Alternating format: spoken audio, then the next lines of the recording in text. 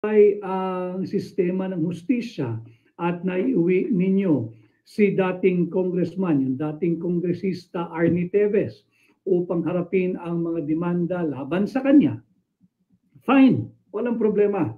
Di haharapin naman yan talaga ni Congressman Arnie Teves. Kung yan ang sinasabi ninyo, bakit kabaliktaran ang ginawa ninyo kay Tatay Digong?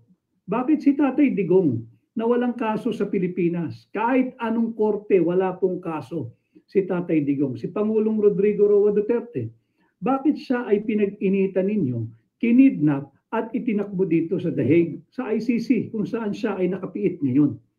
Dapat patas. Dapat patas po yung timbangan na gagamitin pagdating sa hustisya sa paglilitis ng ating kapwa Pilipino. Hindi po patas ang ginawang pagtrato kay Pangulong Duterte. Kaya yan po yung ating titulo o pamagat sa ating pagla-live ngayon.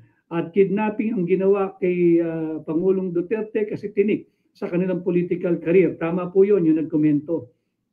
Si Robert, move on na lang. Tama, Robert, move on tayong lahat. Pero sa pag-move on na yan, dapat patas. Dapat may hustisya. Ninanakaw ang pera nating mga Pilipino. Kagaya na lamang nung maanomalya at unconstitutional na 2025 budget. No, we should not move on from that. Why? Ninanakaw ang trilyon-trilyong pera natin.